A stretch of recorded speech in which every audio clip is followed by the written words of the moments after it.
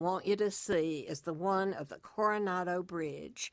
Before we leave San Diego, we will have been under it and over it and seen it from all distances.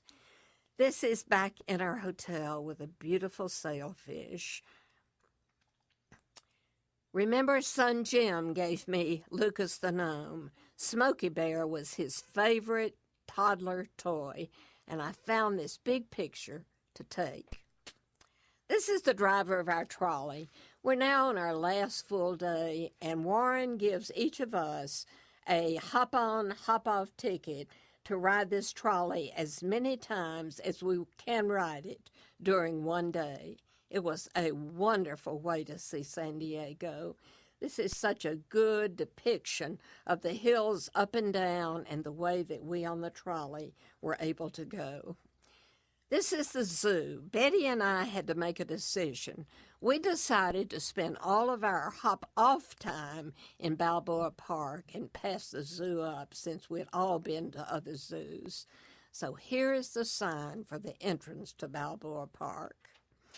We walked through the colonnades many times as we were going about our business that day, including eating a hot dog in one of them. Our first admission was to the San Diego Museum of Art. It fed our soul.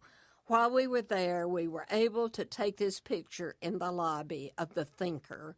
We also saw many Matisse pictures. Remember, that was the artist in our hotel, our first hotel. I always learn things in art museums. This is a JAEL. From there, we went to the Temkin Museum of Art, primarily to see European masterpieces and American paintings. We saw this picture of Rembrandt's Bartholomew, and it warmed my heart. We also saw many impressionistic paintings and took a picture of Lucas once again in the lobby of that museum at the base of Mercury. Here he is in the Birds of Paradise, and I've already talked about them, but I still was intrigued. This is the Lath building that holds their botanical gardens. It really fed Betty and my soul.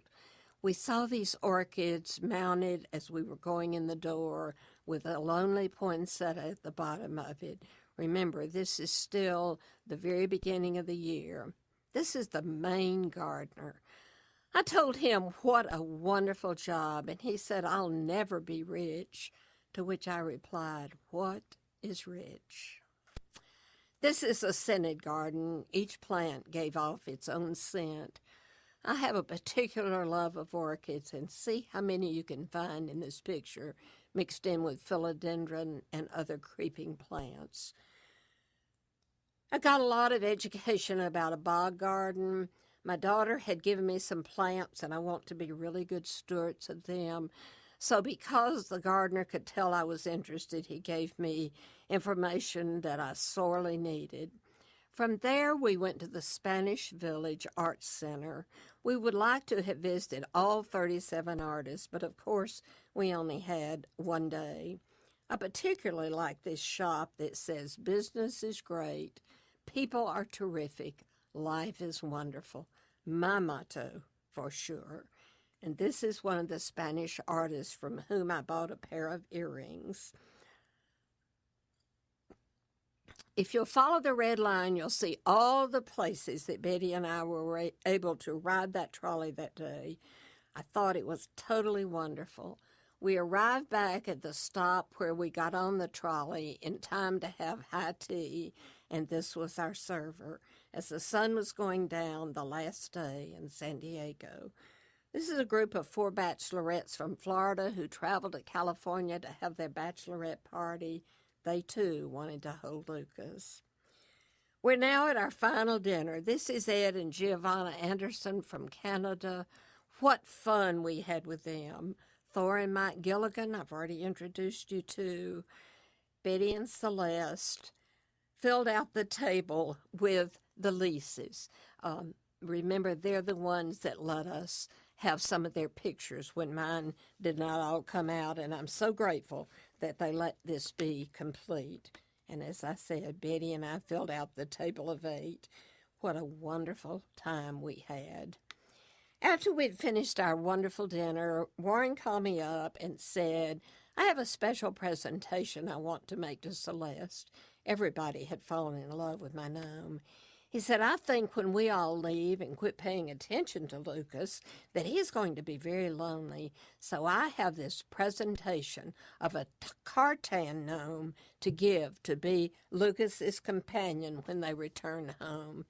He let me hold the microphone long enough to thank everybody in that room for being such wonderful traveling companions, and also to thank Warren for being the absolute ultimate host. He took care of our every need. He got our best seats. He put the program in such wonderful fashion. I took this still life as a final picture for the California part of our tour. On my way home, I had to stop at my log cabin and hold this great-grandson, Grayson Beckett Rast. His mother wanted to hold Lucas while she was cuddling with Gray, and I was so glad that she wanted to. This is his birth announcement. Aren't the pictures of him so sweet?